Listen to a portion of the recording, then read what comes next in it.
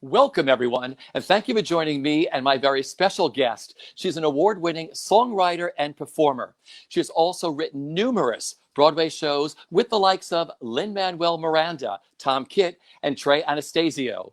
And this coming Friday night, September 11th, 7 p.m. Eastern Standard Time, she will kick off her brand new concert as part of the new Birdland and Broadway World series, Radio Free Birdland. Please say hello to my friend, Amanda Green. Hi. How are you? Thanks for having me. I'm good, man. I got no complaints, really. Well, first I was going to ask you, how are you and where are you? I am in Long Island.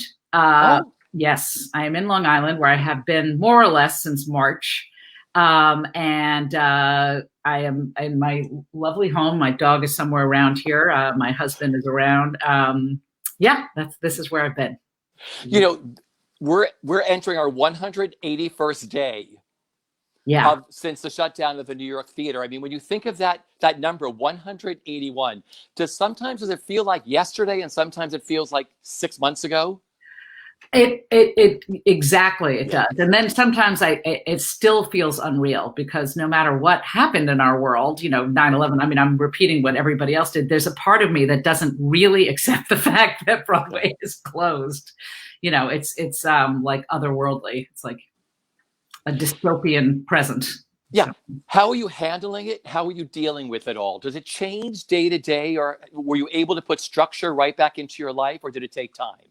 It took time. In the early days, I was saved by doing work with the Dramatists Guild. I'm a council member and on the steering committee. And Christine Toy Johnson, who's a wonderful actress and playwright, and I, and Joey Stocks, who works at the Dramatists Guild, we did a weekly webinar interviewing playwrights and artistic directors around the country, and that was like a wonderful focusing thing to do. And also I had a bunch of new songs to write for a musical I'm writing called Female Troubles. And my collaborator, Curtis Moore, and I just plowed through them. And though it seemed ridiculous to be writing comedy songs in the middle of a calamity, it was a wonderful way to, I guess, escape, but also focus my thinking and keep me doing what I love doing.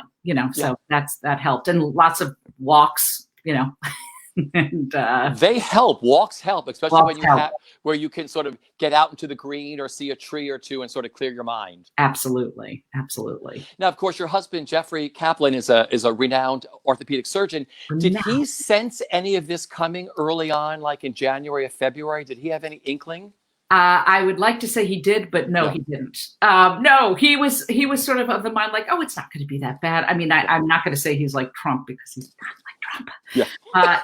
Anyway, but he was sort of like, it's gonna be okay. It's gonna be okay. And then he was like, oh shit, as was I.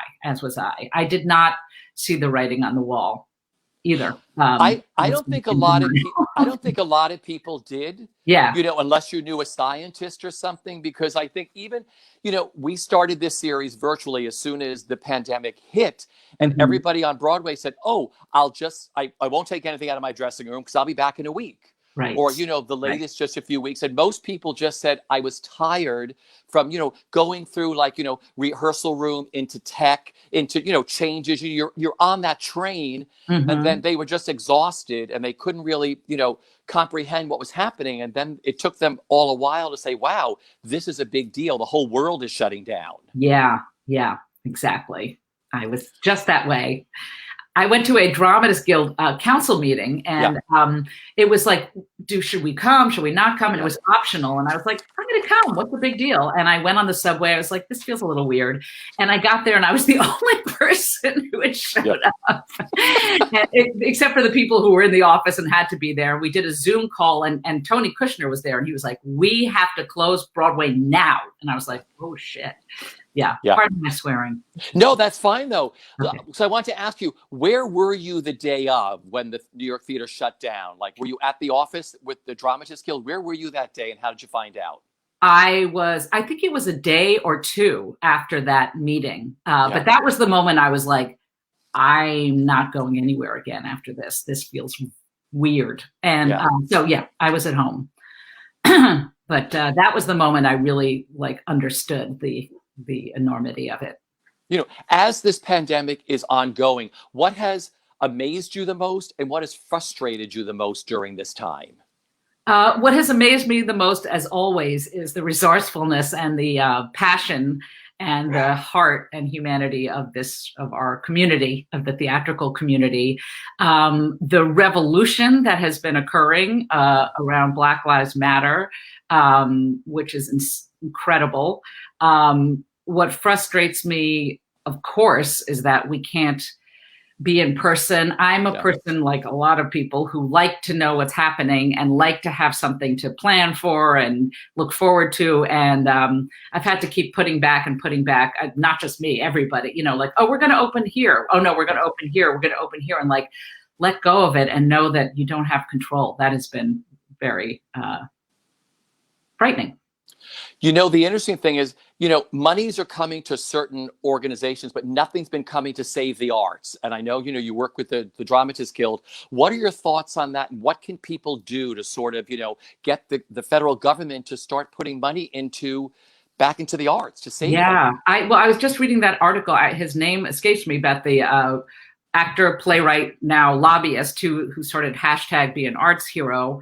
So he has a much better plan than I do. So I am going to support his work because he's done the homework, and it sounds like a great plan of getting bills to Washington and recognition of what a huge industry this is and how many billions of money we make and how many hundreds of thousands of people we employ. The other thing is that's what New York is known for. The theater community in New York City, or the arts community in New York City, brings billions of dollars of revenue, not just to New York City or New York State, but actually to the entire United States, and it's a global thing. So I just hope that everybody gets involved with, I think there's a #SaveTheArts, which is out there right now, and many other things that people should look at. You were also talking about frustrations about what's happening in the United States. November is a very, very big election. Would you just say something to our people who are watching about how important this election is going to be and why people should register and vote? Oh my God. Well, a vote is your USA given right. And you got to use it or lose it, and my dog is barking. I love it. This election is not even important. It is the election of our lifetimes. The person who is our president now is stripping away everything that we hold dear.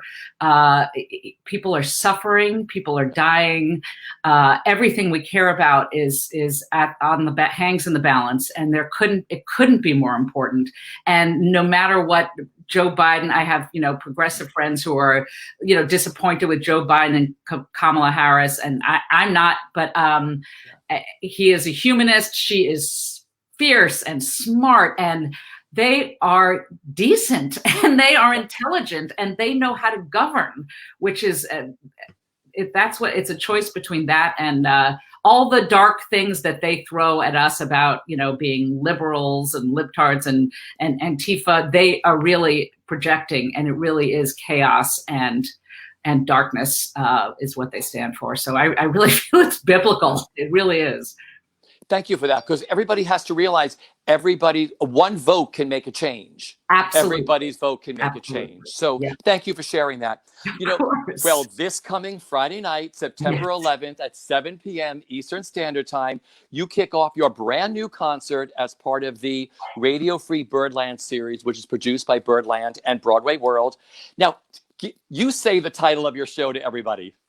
The title is Amanda Green AF in Q with Social D. I love that. From the first day I heard it. How excited are you about your concert?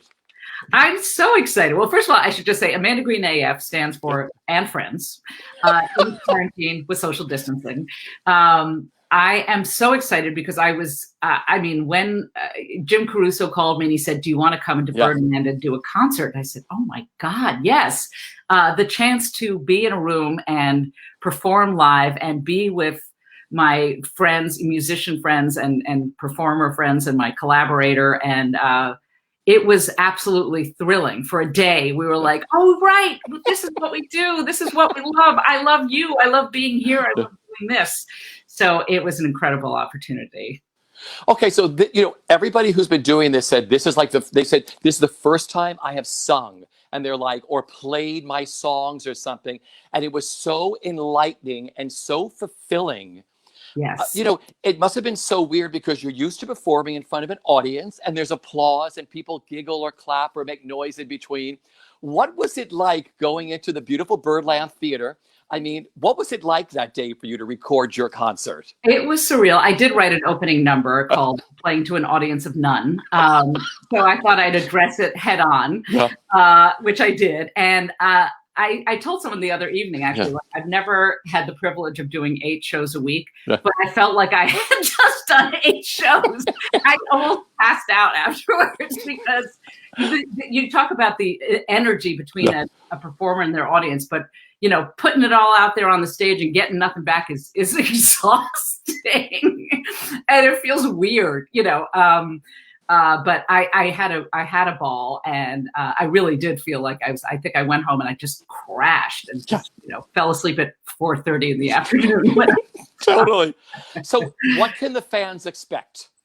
Well, thrills, chills. No, they can. I wrote this new number, which is talking about the strange situation that I and my fellow performers find ourselves in at this time, and some new songs. They were fresh off the we'd never been performed from Female Troubles that Curtis Moore and I have been writing throughout this pandemic. Natalie Douglas, who I adore, I'm a fan of hers, a 12-time MAC award-winning performer, did a song from Female Troubles, and she belted it out of the park. And I did a few songs from older shows, a few pop tune covers from some, one from a new band. They're not that new, but they're called Mother Mother, and one, 70s classics. I just had a ball and did a song, the song I wrote for my mom. And it was great. And I kept it like to a crisp, it's like 45 minutes because I thought anything, I usually like to do an hour and 15, but it's hard to watch anything for 15 on this format. So I tried to keep it short. I love it. How long did it take you to put together? Well, first of all, let's talk about your guest stars. I mean, you have who did you bring with you for this concert? The maestro James Sampliner, who is a fantastic Broadway musical director and a pal, is my musical director. And I begged Jim Crusoe, like, please let me have a drummer, and he said yes, as long as they're far enough apart. So Sean McDaniel, who plays on Frozen and Book of Mormon and everything. He's just incredible.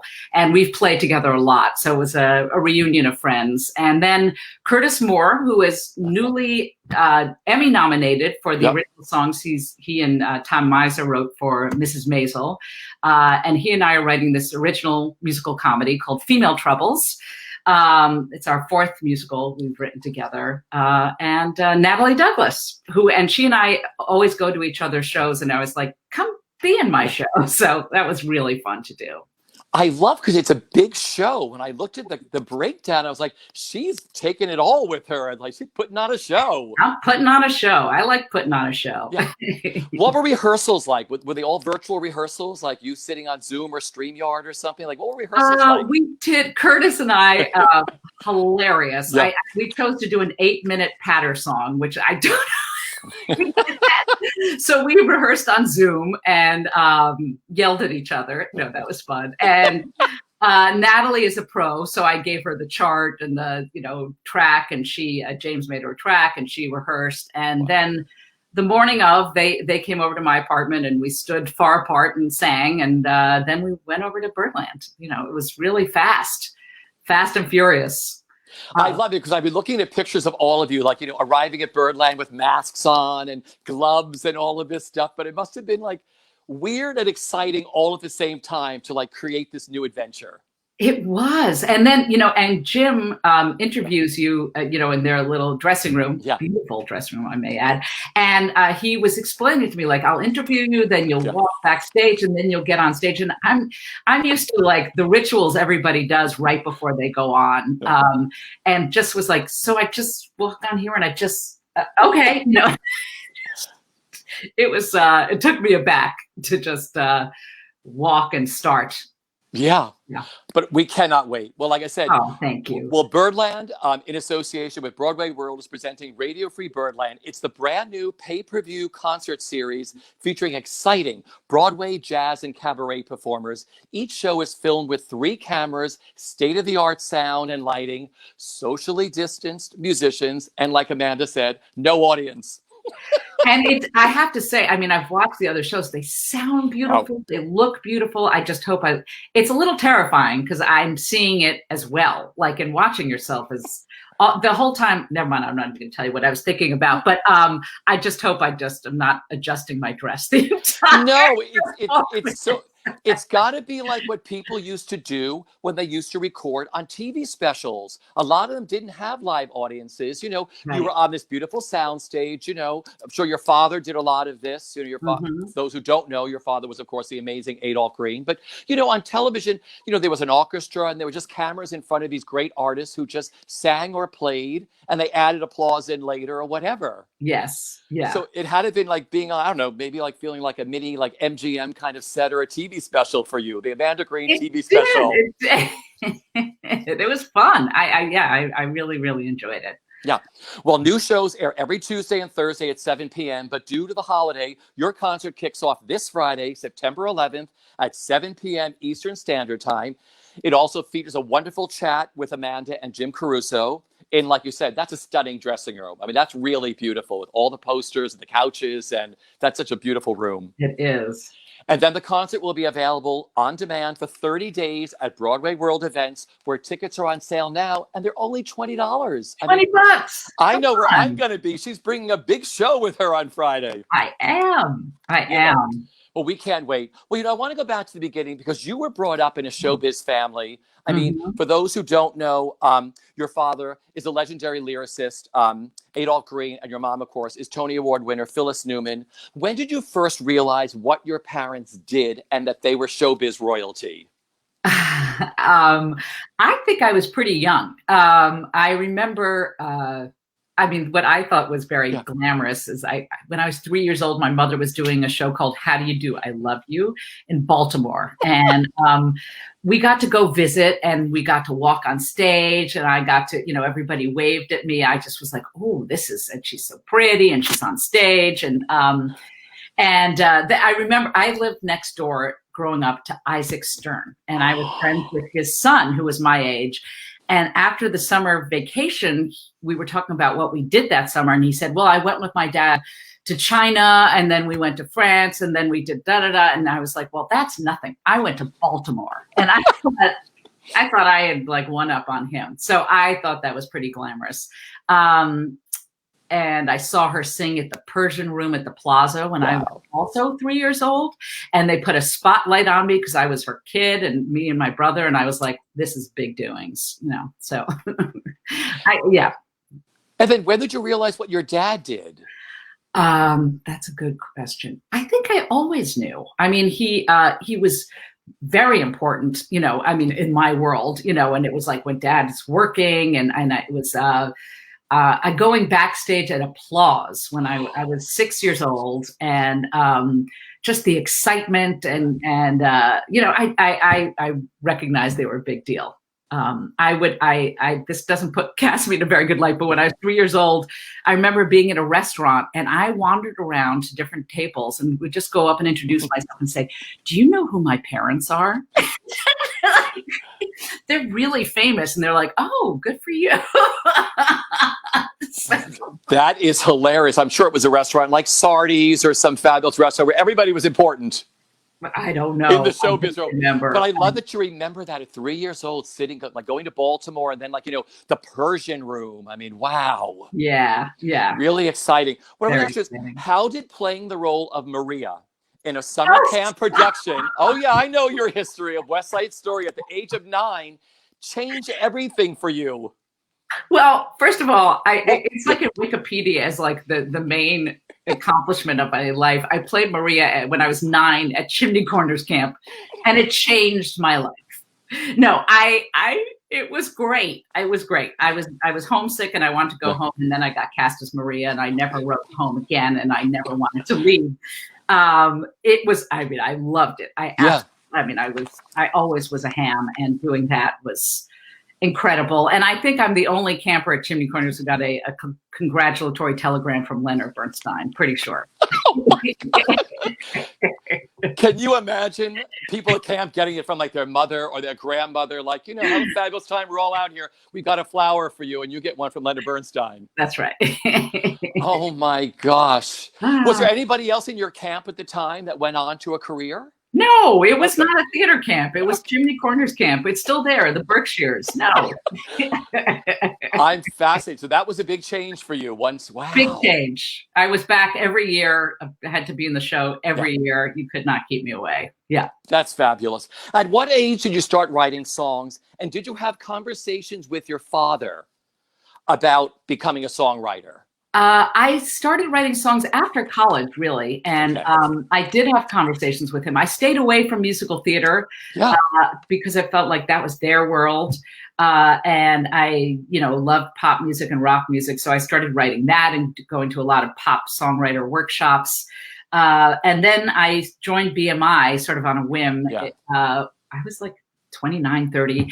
And I immediately thought, oh, right, this is where I belong. Like I was like, I had too much. I was very quirky, and humor and pop songs, even country songs, which I loved, were not particularly humorous. And I thought, this is where all of my quirks fit in.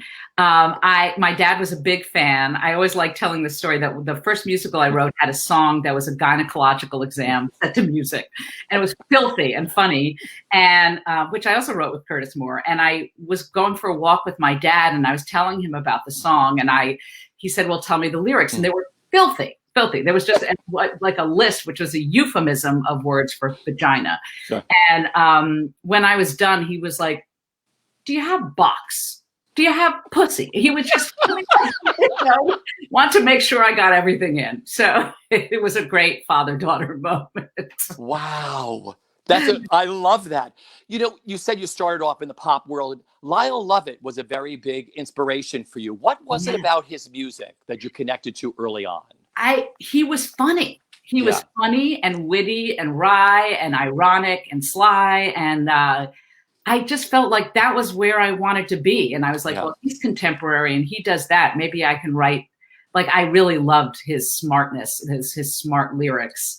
And he was a huge influence on me. Yeah. You had mentioned BMI. That was a life changer for you too. That was. Because you also met Tom Kitt there, right? I did. And Curtis Moore. And gosh, so many people who who are in my theatrical family I met there. And Bobby Lopez and Jeff Marks. And we were all in the same class. And Tom Miser, and Brian Yorkie. Yeah, it was a great class. Who were some of your mentors? Like, I know Maura Yeston. I know a lot of people have done. Who were your mentors in the class when you were there? Skip Kennan, who was our first teacher, and he had a profound influence on me. He was a wonderful teacher, and Maura Yeston, absolutely. Skip was my first teacher, and he really helped, sort of teach me the ABCs, even though I knew it. And people were like, why do you need to do that? You know it. And in a sense I did, but there's still rules, and intentionally writing things that are theatrical and learning how to pick out songs, moments, and things like that. I've had wonderful, famous, mentors in my time, Steve Sondheim, who I'm not alone in having him as a mentor. He mentors a lot of people because he's very generous that way, At what point in your career did he mentor you? In the beginning of it or throughout? I would send him things. I would send him cassette tapes from performing in clubs, and he would listen and comment on it. I would call him about doing a gig or not, doing a show or not, and he would give me his advice. Throughout. And I still, I would send him a score, and he'd say, like, this is not, he'd give me his thoughts, so incredibly generous. Talk about a masterclass. I mean, and these were friends of your parents and your family growing up. That's the amazing thing. You've had all these, like you said, Leonard Bernstein sending you, a telegram at 9 years old at your summer camp. Yeah. You know, I mean, all these people, because I've spoken to a lot of stars who are like, this is what my parents did. I didn't realize, like you said, your best friend was, you know, Isaac Stern's son. This is what his father did. His father was Mhm. that. Your parent, they all worked in the theater or TV or film. This is what they did for a living. Right. And you're a part of that world. Yes, definitely. You know, Definitely. I so always wanted to be. Yeah. yeah. Well, let's talk about Tom Kitts. So you two got together. I want to talk about some of your highlights. You have so many beautiful highlights in your career. Just tell me Yeah. what comes to mind, a story or a memory. Talk about High Fidelity, how you got together with Tom Kitt to write. I love that musical, by the way. I saw Oh, it thank you very numerous much. times. I mean, Will Chase star with Jen Colella. I mean, I loved Mhm. that show. How did Oh, that, thank you. what was He that came to me. collaboration? Yeah. Tom and I met at BMI, and he said, "Hey, if you ever need someone to play piano for you, I'd be happy to." And I was like, "Oh, that's nice." And one day, I needed someone to play piano for me, and I gave him the chart, and we rehearsed it at his house. And we got to the gig, he had no chart, and I was like, "Where's the chart?" And he's like, "I don't need it." And I was like, "Oh," and he just played it perfectly, and he became my musical director. And so he did my gigs, many gigs, at Joe's Pub, Second Stage. He was the man, and then he came to me with the idea for High Fidelity, and we set about trying to find the rights. And we finally went to Tom Schumacher, and we'd written a couple of songs on spec, and we played them for him in his office. And he was like, "Okay, I'll give you the rights." And then we parlayed that. Then we called our agent and said, "We have the rights." And then we got an agent, and then we started performing in our cabaret acts. We started doing an act together. We called it Kit and Green, and we started playing the songs that we'd written for High Fidelity. And we got our famous or up and coming friends like Jen Colella and Mario Pantone to come and sing our songs. And our agent brought producers, and that's how we got a producer. So it was very, Jeffrey Seller and Kevin Collins. So it was, and Robin Goodman. So it was really kind of an incredible way it came about. What a fabulous showbiz story. It sounds like something right out of MGM. You know what I mean? It's like hear about these things, or that's old school, like writing songs on spec, like your father and Betty Comden, and like, Julie Stein and all these people writing songs on spec. Yeah, it was very old school. Yeah. Yeah. So what was that whole experience like working with Tom? It was wonderful. I mean, we've worked together a lot. He's very fast. I'm very fast. Gosh, we had growing pains because it was our first Broadway show, and everything kind of freaked me out. Yeah. And the lack of control, I felt it, going away from me. But it was, I mean, I think we both learned and grew a lot. And, when you open a show, you've been through the battles together. You have an experience that you will always have. And unfortunately, High Fidelity was not the success we wanted it to be. I had to lick my wounds and stand up again. But then we went on to write Bring It On together, which was a wonderful reunion. And, he's a dear friend, and we will always be great friends. And I hope we find something else to work on together. Yeah. Well, let's talk about Bring It On, because then you work with Tom again, and you got to work with Lin-Manuel Miranda. Unbelievable. And Jeff Whitty. It was, it was, I was the last piece of the puzzle in the creative team. And I could have been anything the musical that I would have written it. And Alex Lacamoire and Andy Blankenbuehler. I mean, it was just an incredible team. And Lynn and I were the co-lyricists, and he was a co-composer with Tom. And that was we worked really hard on that show. I have never written and rewritten a show more than any other show than Bring It On. It had like 5 iterations, and we kept writing and rewriting and throwing out and putting back in. And the more we worked, the more trust and friendship grew between me and Lynn and Tom. And so that by the end, we were co-writing songs together, so we could be in a room and be like, okay, what's this about? Okay, you do that, I'll do that, that kind of thing. In the beginning, we each had our assignments.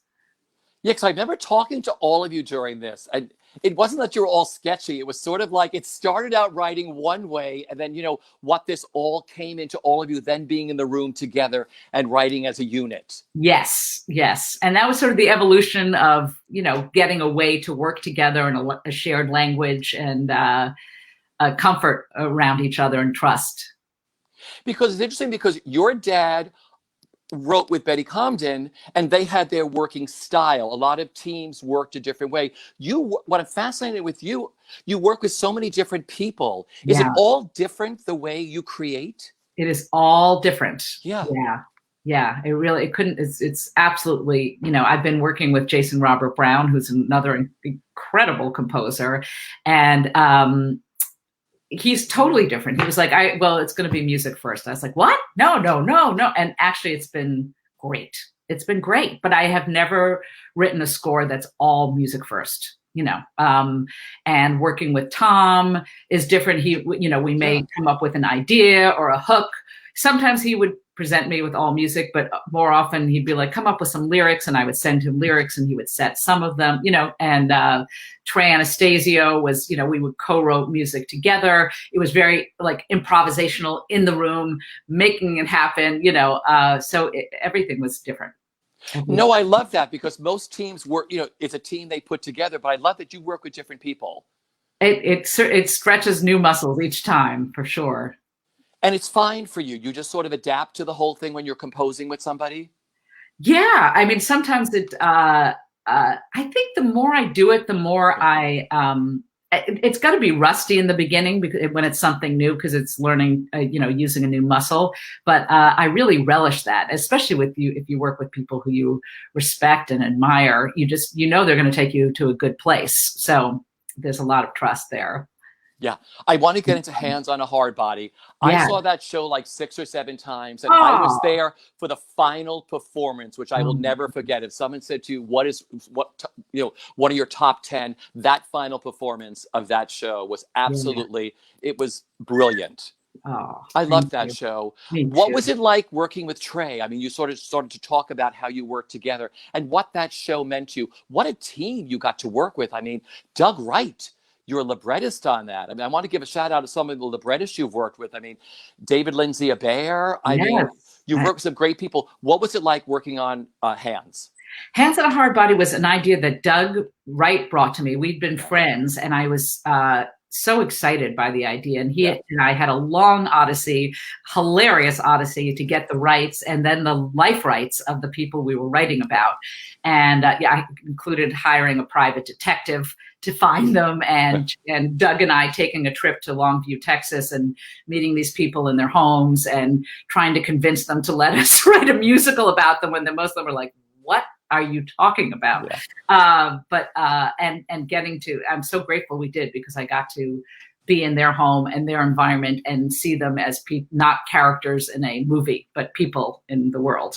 And I started writing the music for it as well, because we never found the right partner. And I wrote a bunch of music, and some of it we loved, and some of it I said, this is not good enough. And then I met Trey independently, and he and I started writing pop songs, and I was like, this guy's a genius. And he confessed to me that he'd always wanted to write a musical. So I, slipped him a copy of the documentary, and I introduced him to Doug and Neil Pepe, and they just were blown away. And he lucky for us, he said yes. And then he and I were just in a room, taking it apart and throwing things out. And he just is a genius, and a genius on his feet. And he really turned it into a theatrical score, a thrilling score.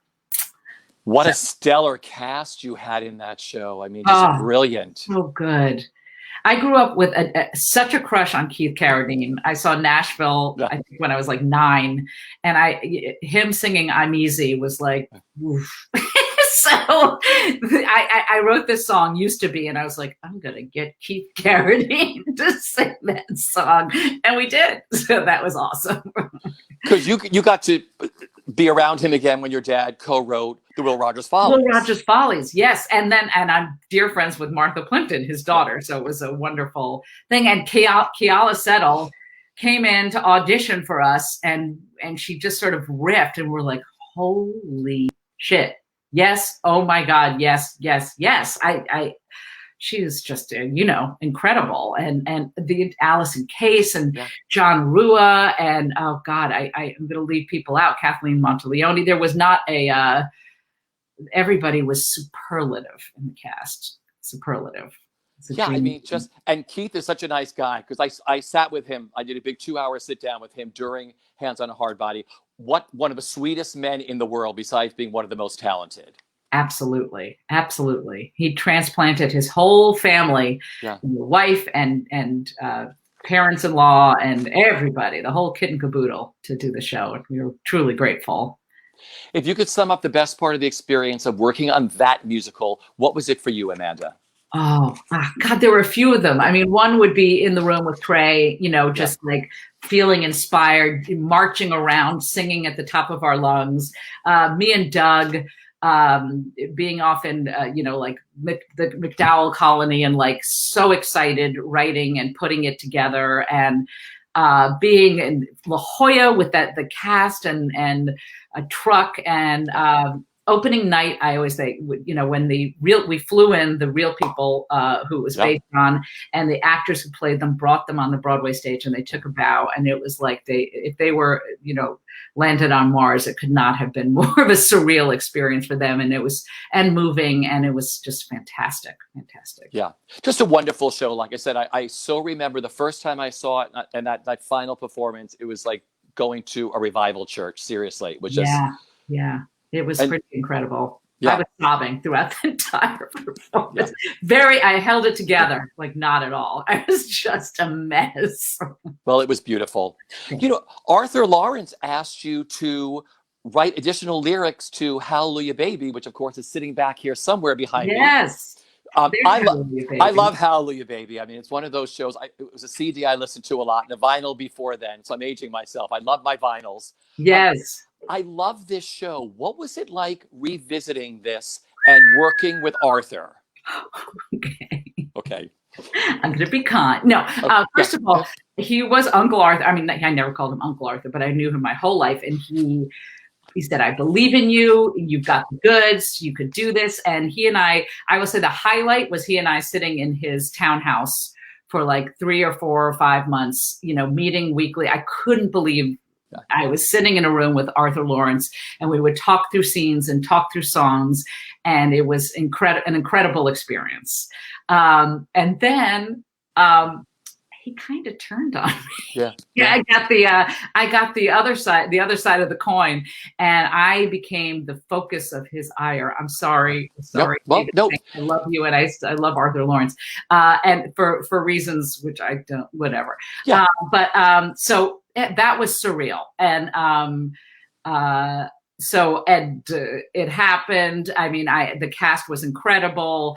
I do think it's a problematic show. I mean, I give full kudos to my father and Betty and Julie Stein for writing this, because they deeply believed, in civil rights and racial equality. And they were, I mean, today, a group of Jews would never sit down to write the history of Black people in America.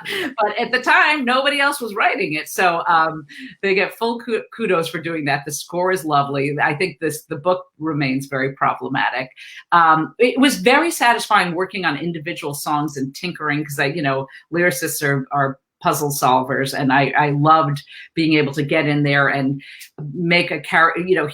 Arthur's directives were very cool and clear. He wanted her to be much more of a fighter and much less sweet and polite. And so I would go in there and do that. I think we made some wonderful changes. I think we made some silly changes. And being on the receiving end of his wrath was just, wow. It was like a hurricane. Well, I've spoken to a lot of people who have, like, over the years, and Jeremy Jordan was one of the most recent ones when he did the revival of West Side Story. Arthur did the same thing to him, and Jeremy stood up. Oh, Jeremy stood up to him because Arthur laid out to Jeremy in front of the whole entire company, and Jeremy stood up for himself. Yeah. So, I mean, I know a lot of people. Like I said, over the years, I've spoken to many, many people that have been on both sides of that, and have been on both sides at the very same time, like you have. So, well, my favorite thing is that he wrote me this email, and he said, I won't have you putting down Whitey anymore. And I was like, wow, what? Wait, what am I being accused of? I'm being accused of putting down the white man. But So see, this is a chapter for your book. Always cherish that email. Listen, these are chapters for your book. This is, They you are. know, They are. this is alert. Something's happened in your big lifespan, which I think I is would really like to say that before he passed away, I mean, Yeah. we made it up. Oh, yeah. I was very sad when Tom Hatcher passed away, and we had a Mhm. big hug. And I thought his revival of Gypsy was absolutely brilliant. And I wrote him a long email, and you know, it was water under the bridge. So Sure. yeah. Wonderful. You know, it's art, working in the arts. I mean, you read these stories all the time with everybody putting shows together, and you hear these stories all the time with the greatest. Yes. All, the greatest of them all did the same thing. I mean, it happened during Gypsy with Julie Stein and Jerome Robbins. You know, you hear this stuff all the time. Yes. So I guess it's just battle scars or whatever they are. Battle scars, darling. Battle. Fabulous. Well, you got to work on 2 sensational revivals for Roundabout Theater Company. Yes. The first was writing additional lyrics for your dad's musical On the 20th Century, which he co-wrote, of course, with Betty and Cy Coleman. How special was that? That's a brilliant show. So special. I mean, Scott Ellis asked me to rewrite the lyrics for one song, which I did. And that was tremendously fun to do, because I took an existing song and just made the body of the song about something different. Yeah. And getting to use their language. You know, I know my dad's language, and especially this character, Oscar Jaffe, who's, you know, when I think of my dad, I think of Oscar Jaffe, although their characteristics aren't the same, but that grand theatricality and the language.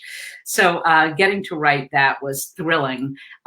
Getting to be part of that sterling revival with Kristen Chenoweth and Peter Gallagher, and just the sets by David Rockwell, and getting to work with Scott Ellis, who I just was like, oh, where have you been all my life? He was just spectacular, and Warren Carlyle, and it was an absolute joy to just be around and to get to see.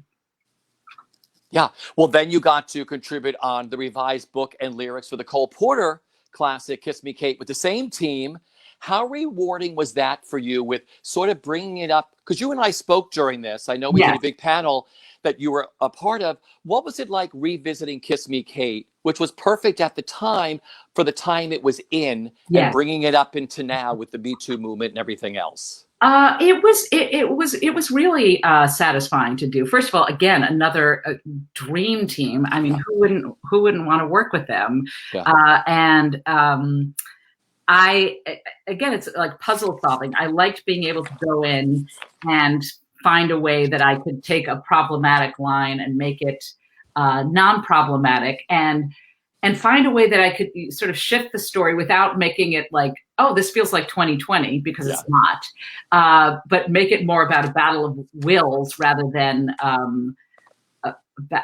mean, it is a battle of the sexes, but more about two stubborn people rather than a woman who doesn't know her place and a man who tames her, you know, so both on stage and off. I found that very gratifying, and they were, you know, so smart to work with, that the actors, that I felt they helped me tremendously, and Scott helped me tremendously. And again, it was hit or miss. I made some changes, and the estates had their notes, and some of them were very smart. And I was like, you're absolutely. At the beginning, I tried to change too much, and then I was like, no, it really doesn't. It doesn't need that much changing, except for the last song, which I felt we all felt needed a lot of changing. I am afraid that women are so simple. Yeah. Was that what was the last thing you changed? Do you remember what the last thing was that you worked on for Kiss Me Kate? That song was the last thing I changed, because I rewrote it like 8 or 10 times, because at first it was too subtle. I tried to keep so much Shakespearean language that it was like, wait, what's she singing about? You know? So at the end, we sort of had to take the bull by the horns and say, what do I want this song to say? And I will change whatever I have to make that clear. So we retuned it night after night after night until we felt like it was where it wanted to be. It was such a beautiful production. I mean, it must have been so gratifying for you to sit there, to have been a part of this new version, or this, you know, of Kiss Me Kate, this classic musical. It was absolutely gratifying. I just felt lucky and privileged to be part of it and see the work that they were doing. Warren and Scott and everybody, yeah. So Because I love that because, there was no out of town tryout for this production. And I went to see Kiss Me Kate a lot at 54. And I'd run into Warren in the back, and Warren said, "Oh, Richie, you coming back again?" I said, "Yeah, I'll be back next week." He said, "There'll be a whole new number in. There'll be a whole new number." And I thought to he myself, never stopped working. Yeah. He killed me. He slayed me. There was a lyric I wanted to change in, oh God, I don't remember the song. And it just was really, something about, you better behave or Papa will give you a spanker. And I was like, yeah. And we couldn't change it. And he just had, by having the dancers give him a look like, "What did you just say?" Like, "No, that's not going to fly." He fixed it, so he had a lot to do with bringing it up to date as well without changing anything. Yeah. Just beautiful. You had mentioned the 2 new projects you're working on. What can you tell us about the new musical that you're working on with Billy Crystal and Jason Robert Brown? Well, that's thrilling. It's called Mr. Saturday Night, and it's based on his film, Mr. Saturday Night. And Billy and Babalu Mandel and Lowell Gans, who wrote the screenplay, have been writing the book. And Jason is doing the music, and I'm doing the lyrics, and John Rando is directing. And it's been thrilling, absolutely thrilling to get to work with them all. And, when they're ready to announce it, and when who knows when in this day and age. But that's something that's just I'm thrilled about, absolutely thrilled about. Talk about a dream team. I know. So, I mean, were you writing before the pandemic? Had you started this beforehand? Oh, yes. We've been working on it for a few years. So, we're pretty far. We're pretty. So we're getting near to the curtain going up, right? We're getting near to the curtain going up. Whenever curtains can go up, that will be up to them. And but I'm really excited for that. Really excited. So, what was it like collaborating with Billy Crystal and Jason and the book writers? I had to, pinch myself when I was beginning to work with Billy and those guys. I was like, "Is this really happening?"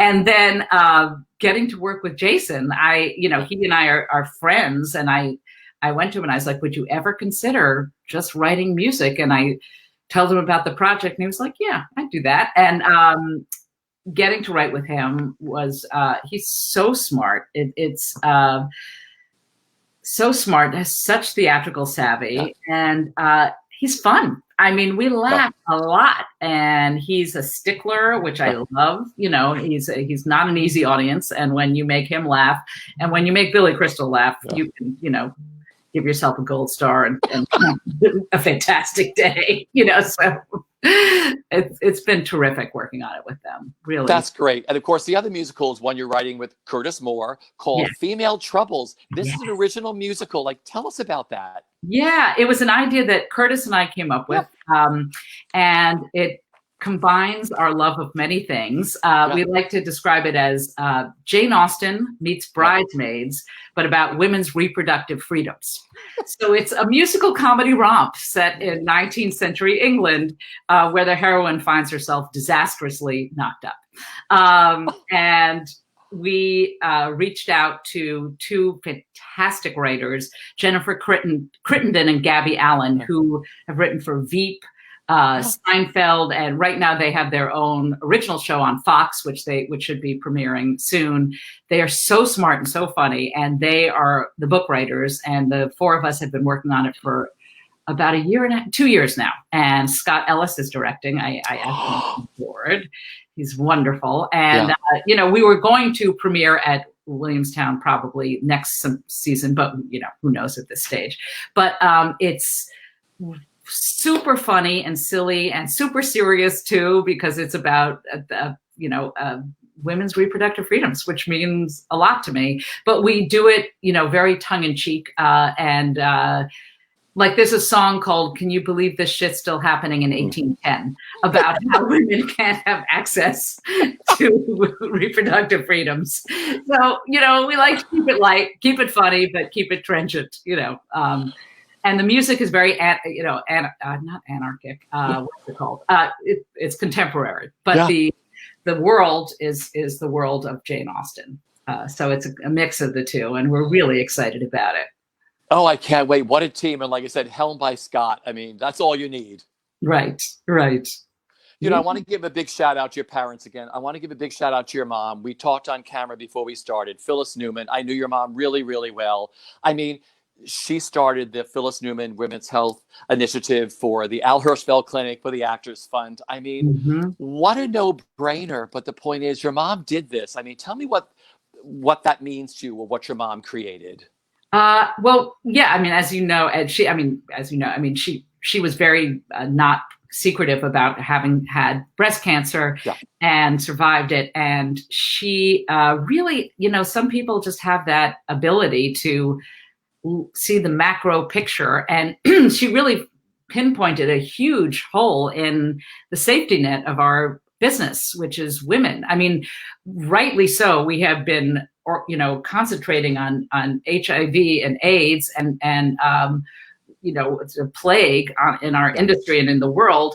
But women were suffering too, and they had nothing. In the same way, for Broadway Cares, women in the theater means everything from an usher to a Broadway diva. Couldn't afford mammograms. We live hand to mouth if you're in the theater, and one day it's feast or famine, and you're one illness away from catastrophe. So it has, there was such a need, and it has helped so many women, and it continues to. And I just think that was an astounding thing she did. I will always be in awe of her for doing that. Yeah. I was going to ask you, what have the biggest life lessons been that you learned from your father, Adolph Green, and from your mom, Phyllis Newman? It's a big question. They won't involve finance. They will not involve budgeting. They won't involve early to bed and early to rise. No. The biggest life lessons are watching what they did rather than what they said. Although what they said was, this is a terrible business. You do not want to go into this business. And they're right. But what they did was, I saw how much joy it brought them. I saw the people they surrounded themselves with, and who it thrilled. They were thrilled. My father was thrilled, to have Leonard Bernstein as his best friend. He was never not thrilled a day in his life. And being on stage, watching him, he was 100% in it. And on stage to him could mean a dinner party. If one person asked him to perform, he was up and performing. It could be, on a stage for thousands, or it could be in a taxi cab for, the cab driver. He didn't care. He loved performing. And that was a life lesson I've learned from him and my mother about survival. And she was very brave also about, she needed oxygen, and she would insist that there were pictures of her taken with oxygen. And so she was like any other diva, and she had her vanity, but she also felt strongly about, again, talking about breast cancer, talking about, having pictures of her taken with oxygen so that it was less of a stigma. So that was really inspiring. And they both, made careers. They both came from, they did not come from Broadway royalty. They came from the opposite, and, they created a life for themselves. And that's an incredible legacy. Beautiful. Finally, what are you looking forward to the most with Friday night? Oh, well, I'm looking forward to people seeing it. I think it's super fun. Yeah. I may run screaming from the room because, everybody knows what it's like to watch yourself, whoever watched themselves. I hope I'm pleased. I hope it will be a good time. I like to show people a good time, and I'll get you in, I'll get you out. You'll have time for dinner during or after or before. I really like to put on a fun show, and I look forward to sharing it with you. Well, like I said, I've seen many of your concerts and your performances. You're an incredible entertainer. You're an incredible songwriter. Your shows are always wonderful and fun. Thank you. Thank you so much. So first of all, well again. This Friday night, September 11th at 7 p.m. Eastern Standard Time, Amanda Green will be in concert as part of the Radio Free Birdland series, which is produced by Birdland and Broadway World. Birdland's Ryan Patternight produces and directs, and Jim Caruso also serves as producer.